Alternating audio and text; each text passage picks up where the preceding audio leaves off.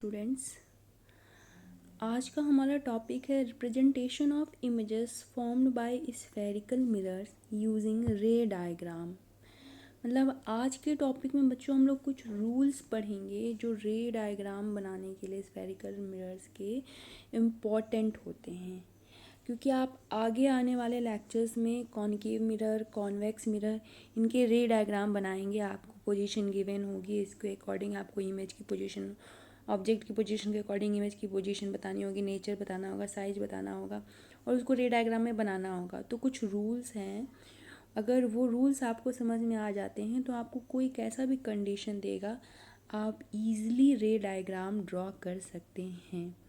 तो कल के केस में आपने जो है कॉमन टर्म्स पढ़े थे रे डायग्राम के लिए, और आज के टॉपिक में हम लोग जो है कुछ कॉमन रूल्स पढ़ेंगे रे डायग्राम के लिए, जो कि मोस्ट इम्पॉर्टेंट है। और ज़्यादा नहीं, सिर्फ 4 केसेस हैं। इन 4 केसेस को आप एक बार समझ लीजिए, आपके लिए बहुत ही आसान हो जाएगा रे डायग्राम ड्रॉ करना। So let's start.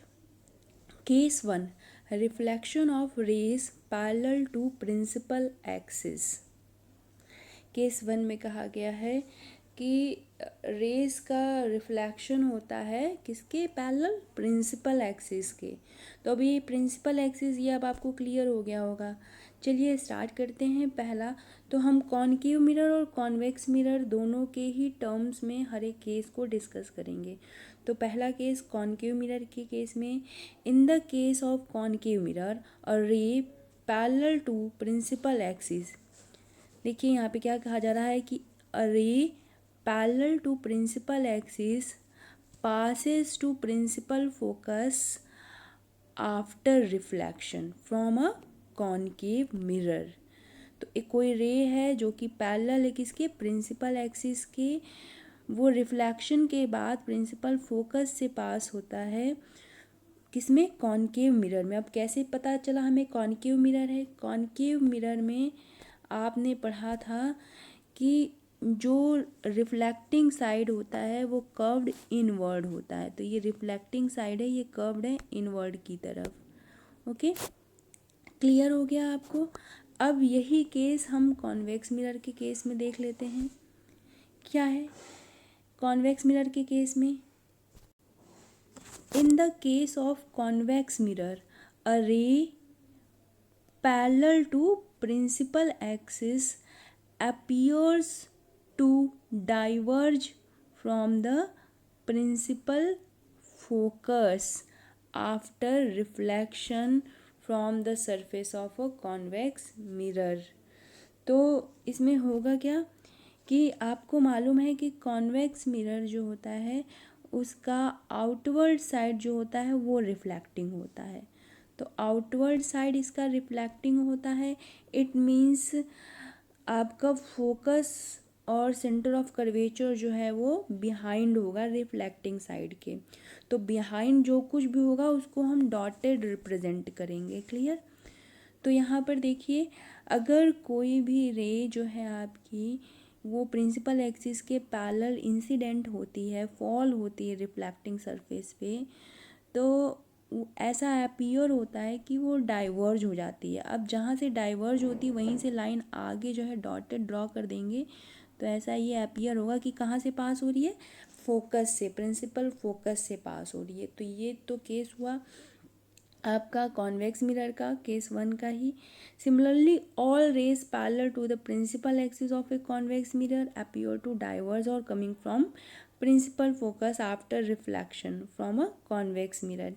और यही रीज़न है बच्चों कि कॉन्वेक्स मिरर को डाइवर्जिंग मिरर कहते हैं, क्योंकि यहाँ पर रे जो होता है वो डाइवर्ज होता है, जबकि कॉनकेव मिरर कन्वर्जिंग मिरर कहलाता है, क्योंकि वहाँ पर रे आपका क्या होता था, कन्वर्ज होता था। केस 2 को डिस्कस करते हैं। Reflection of ray passing through the principal focus.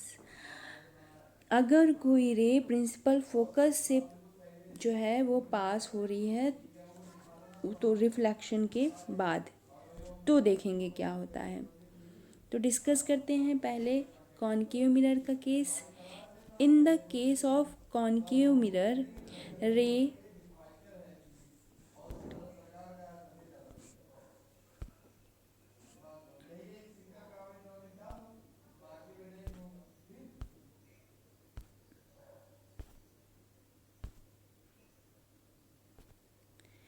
In the case of concave mirror, ray passing through the principal focus goes parallel to the principal axis. principal axis क्या होता है? जो पोल और सेंटर ऑफ कर्वेचर को मिलाने वाली line. तो कोई रे अगर पास हो रही है प्रिंसिपल फोकस से तो वो पैरेलल जाएगी किसके? प्रिंसिपल एक्सिस के after reflection in the case of concave mirror. ये केस 2 में कॉन्केव मिरर के बारे में बताया गया है। अब ऐसा ही कॉन्वेक्स मिरर का समझते हैं। तो कॉन्वेक्स मिरर में कहा गया है कि इन the case of convex mirror a रे डायरेक्टेड टूवर्ड्स प्रिंसिपल फोकस। अब आपको मालूम है कि इसका रिफ्लेक्टिंग साइड जो है वो आउटवर्ड है, तो इसके बैक में जो कुछ भी होगा डॉटेड रिप्रेजेंट होगा, इसलिए यहाँ पर दिखाया गया है ये रे है डायरेक्ट हो रही है तो अपीयर कर ले रहे हैं कि प्रिंसिपल फोकस की तरफ हो रही है, तो इस दूसरी तरफ डॉटेड दिखा देंगे बिहाइंड में। After reflection from the surface of convex mirror, तो पैरेलल हो जाएगी आफ्टर रिफ्लेक्शन किसके? प्रिंसिपल एक्सिस की। सेम वही बात की गई है। अच्छा, अब आपको इन दोनों केस से ये बात क्लियर हो गई होगी कि फर्स्ट केस में जो है कहा गया था कि आपका प्रिंसिपल फोकस से रिफ्लेक्ट होगी, जबकि केस 2 में कहा गया है कि पैरेलल होगी प्रिंसिपल एक्सिस के। तो केस 1 को केस 2 में ही पलट दिया गया है।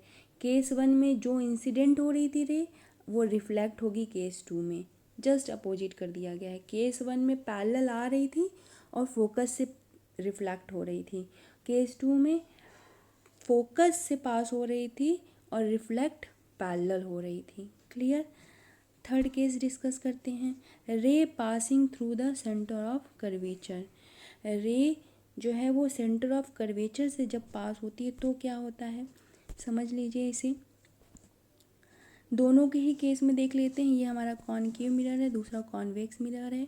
A ray passing through the centre of curvature of concave mirror or directed in the direction of center of curvature of convex mirror after reflection is reflected back along the same path। तो जिस path से light रे आ रही है वापस उसी path पर चली जा रही है। इट मीन्स इस केस में हम कह सकते हैं कि सी पर ही इंसिडेंट हो रही है और सी पर ही रिफ्लेक्ट भी हो जा रही है। थर्ड केस में जिस पाथ से लाइट रे आ रही है उसी पाथ पर वापस रिफ्लेक्ट हो जा रही है। कॉन्केव मिरर और कॉन्वेक्स मिरर दोनों के ही केस में। बच्चों यहाँ पे ये एरो की बहुत इंपॉर्टेंस है। एरो आप लोग एग्ज़ाम में ज़रूर बनाइएगा, 0.5 मार्क्स इसके डिडक्ट हो जाते हैं। इंसिडेंट हो रही है देन रिफ्लेक्ट हो रही है, इंसिडेंट हो रही है देन रिफ्लेक्ट हो रही है, तो एरो ज़रूर बनाएंगे आप लोग। एक एक बात को ध्यान में रखते हुए रे डायग्राम को एक बार समझने के बाद में आप लोग खुद भी इसको अपने आप से प्रैक्टिस करेंगे, जैसा मैंने बताया वीडियो के साथ में, आपको बहुत आसान लगेगा। नेक्स्ट डिस्कस करते हैं fourth case which is the last case. Ray incident obliquely to the principal axis. Ray जो है वो ऑब्लिकली प्रिंसिपल एक्सिस के इंसिडेंट जब होता है तब क्या होता है, तो दोनों ही केस डिस्कस करेंगे। Ray obliquely to the principal axis goes obliquely after reflecting from the pole of the both concave and convex mirror and at the same angle. तो यहाँ पे कहा जा रहा है कि कोई रे है वो ऑब्लिकली है किसके? प्रिंसिपल एक्सिस के toward a point P. P मतलब पोल। रे ऑब्लिकली है पोल के, चाहे वो कॉन्केव मिरर हो चाहे कॉन्वेक्स मिरर हो, तो रिफ्लेक्ट भी वो ऑब्लिकली ही हो जाएगा। तो मतलब ऑब्लिकली प्रिंसिपल एक्सिस के आ रहा है, इंसिडेंट हो रहा है, पास हो रहा है, तो ऑब्लिकली ही रिफ्लेक्ट बैक भी हो जाएगा। और इस कारण से क्या होगा कि इक्वल एंगल बनाएगा। एंगल ऑफ इंसिडेंस जो है वो एंगल ऑफ रिफ्लेक्शन के इक्वल होगा। एंगल ऑफ इंसिडेंस क्या होता है? इंसिडेंट रे और नॉर्मल लाइन जो जिसे हम प्रिंसिपल एक्सिस कह रहे हैं उसके बीच का एंगल इंसिडेंट रे कहलाता है, या एंगल ऑफ इंसिडेंट कहलाता है, सॉरी एंगल ऑफ इंसिडेंट कहलाता है। वहीं पर एंगल ऑफ रिफ्लेक्शन क्या होता है? तो नॉर्मल और रिफ्लेक्टेड रे के बीच का जो एंगल होता है वो आपका एंगल ऑफ रिफ्लेक्शन होता है।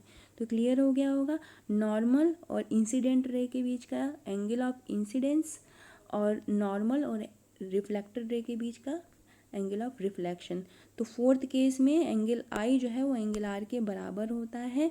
क्यों? क्योंकि रे इंसिडेंट हो रही है ऑब्लिकली और ऑब्लिकली ही रिफ्लेक्ट हो रही है, और सेम एंगल पे रे इंसिडेंट हो रही है ऑब्लिकली और ऑब्लिकली ही क्या हो रही है, रिफ्लेक्ट हो रही है। अब ये कहाँ पर जा कर के सरफेस पे जो है आपके टकराती है, बेंड होती है, तो ये पोल पर, पोल से जो है वो रिफ्लेक्ट होती है। पोल से, पोल क्या होता है आपको बताया था, पोल जो होता है वो सेंटर होता है मिरर का, जबकि सेंटर ऑफ कर्वेचर क्या होता है, सेंटर होता है ग्लास स्फीयर का।